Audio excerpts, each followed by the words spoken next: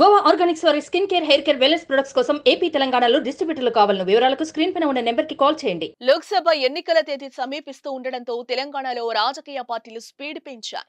ప్రజలతో మమేకం అయ్యేందుకు వినూత్న మార్గాలను ఎంచుకుంటున్నారు. ఎన్నికల ప్రచారంలో భాగంగా కాంగ్రెస్ అగ్రనేత రాహుల్ గాంధీ కిక్కిరిసిన ఆర్టీసీ బస్సులో ప్రయాణించి అందరినీ ఆశ్చర్యపరిచారు.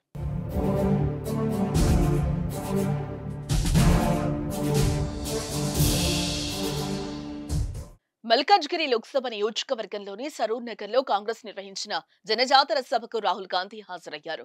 అనంతరం హైదరాబాద్ లోని బస్సులో ప్రయాణించారు. దిల్సుఖ్ నగర్ లో ఆయన ఆర్టీసీ బస్సు ఎక్కి ప్రయాణికులతో ముచ్చటించారు. పంచన్యాయ్ బ్రోచర్లను పంచిపెట్టారు.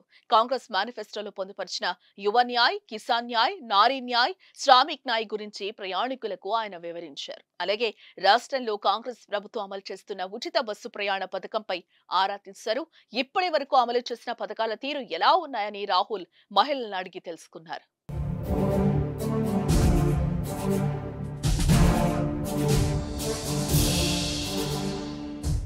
రాహుల్ తో పాటు రేవంత్ రెడ్డి ఇతర కాంగ్రెస్ నేతలు బస్సులో వెళ్లారు. సుమారు గంట పాటు బస్సులోనే ఉన్నారు. బస్సులో రాహుల్ ను చూడగానే ప్రయాణికులు షాక్ అయ్యారు. ఆయనతో ఫోటోలు దిగేందుకు పోటీ పడ్డారు. సుమారు గంట సేపు ఆయన బస్సులో ప్రయాణించారు. దీనికి సంబంధించిన దృశ్యాలు సోషల్ మీడియాలో వైరల్ అవుతున్నాయి.